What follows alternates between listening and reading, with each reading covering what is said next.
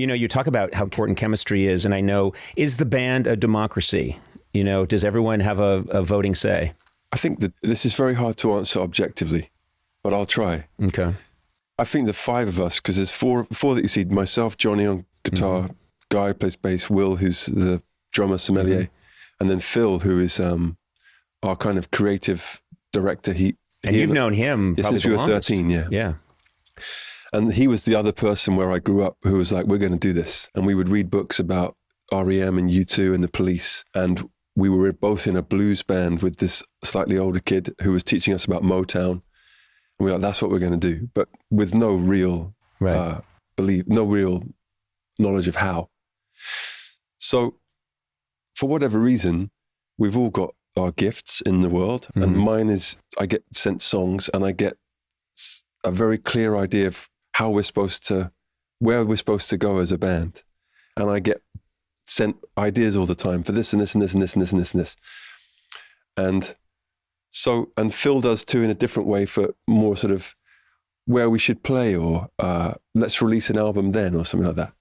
So to counterbalance that, you have Will and Guy, who we're not talking about music, we're just talking about how the band operates.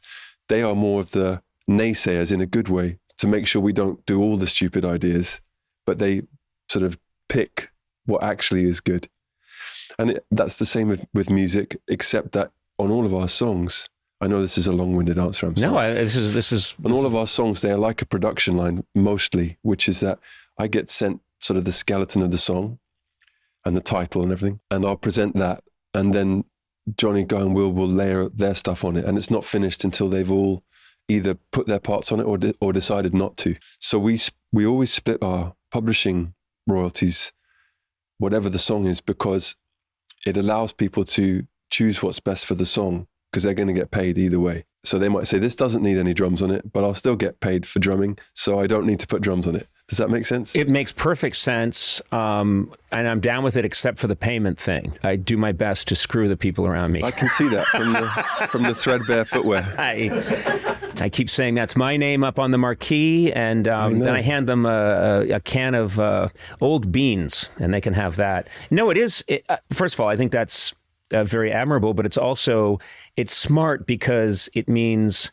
I think there are bands, U2 comes to mind, that have endured for a very long time because there's a communal sense in the band. And I think that helps a band last longer. I think U2 probably have a slightly different, but as powerful or more powerful democracy, because I think they write slightly differently. Them and REM were the two that we look to in terms of how you keep the band together. Yeah. By sharing credit and money. And that's really proved to be true. It's funny, your job starts out to make music, and then this other job comes along, and some people can do it and some can't. And in your case, obviously you're great at it, but the stage work of doing a massive concert, right, the things, all those skills are not discussed in the entire process of you learning to play music and play music with your friends and write these songs. There's no discussion or thought about, okay, when we're playing the arena, when we're playing the Super Bowl, how do we put this across? That takes all of these skills that a lot of people who could get to the point that you were at musically would say, oh, I can't do that, but you are very adept at it. And I think that's a whole other skill set. Well, first of all, thanks, Conan. I don't know how to answer something like that in terms of adeptitude. Is that the right word? Aptitude? Okay, keep that in. Yeah. This is another place where I feel that we've leaned into being ourselves with no fear of embarrassment, because there's no way I'm as adept on stage as Beyonce or Mick Jagger, but I'm definitely the best at being me. Right. So that you can only kind of learn by doing, yes, and by loving. And I guess what I'm saying is, Chris, you put on a show. Yeah, we do. You and the rest of the guys, you put on a show, but you are, burning incredible amount of calories. There's a huge, you're giving of yourself, and you're also playing to a massive group of people, and a lot of thought goes into the live show. Yeah. Because it seems very important to you and the guys that everybody feel and be part of every moment. Yeah, definitely.